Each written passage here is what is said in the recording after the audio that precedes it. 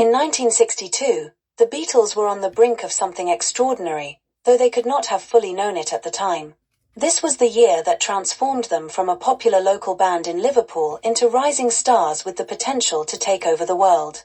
The journey was not straightforward, but rather a mix of perseverance, talent, and a few strokes of luck. The story begins with the Beatles, John Lennon, Paul McCartney, George Harrison, and Pete Best returning to Liverpool after another stint in Hamburg, Germany, where they had honed their skills playing in the clubs of the Reeperbahn. Their performances were raw and energetic, and the group had begun to develop the tight sound and stage presence that would later become legendary. However, they were still searching for their big break, something that would take them beyond the Merseyside scene. In January 1962, the Beatles auditioned for Decca Records in London. Brian Epstein, who had recently become their manager, was determined to secure them a record deal.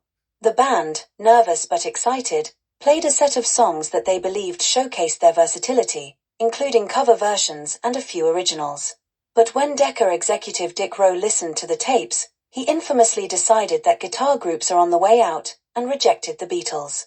It was a crushing blow, but Epstein refused to give up.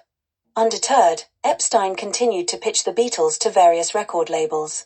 After several more rejections, he secured a meeting with George Martin, a producer at EMI's Parlophone label. Martin, intrigued by Epstein's enthusiasm, agreed to audition the band.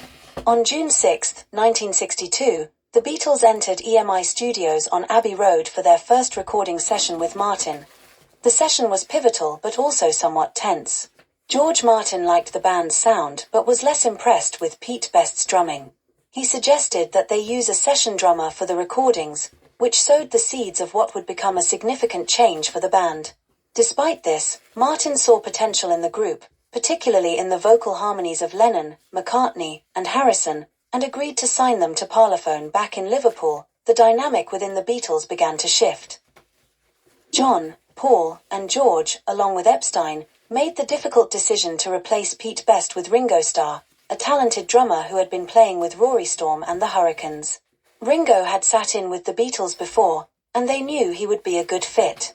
On August 18, 1962, Ringo officially joined the band, and the classic Beatles lineup was complete. With Ringo on board, the Beatles returned to Abbey Road on September 4, 1962, for their first official recording session with George Martin.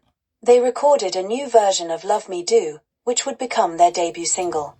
The session was a success, and Love Me Do was released on October 5, 1962. The single reached number 17 on the UK charts, a modest beginning, but a sign of what was to come. Later in the year, on November 26, 1962, the Beatles returned to the studio to record their follow-up single, Please Please Me. George Martin recognized the song's potential and encouraged the band to speed up the tempo, transforming it from a slow, Roy Orbison-style ballad into the upbeat track that would become their first #1 hit on several UK charts in early 1963. By the end of 1962, the Beatles were becoming increasingly popular in the UK, particularly in the North. They were performing constantly, refining their act and building a devoted fan base.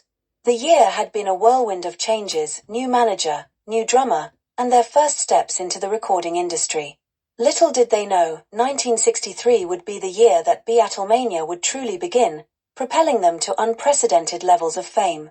But it was in 1962 that the foundation was laid, and the Beatles started to take the first steps toward becoming the most influential band in music history.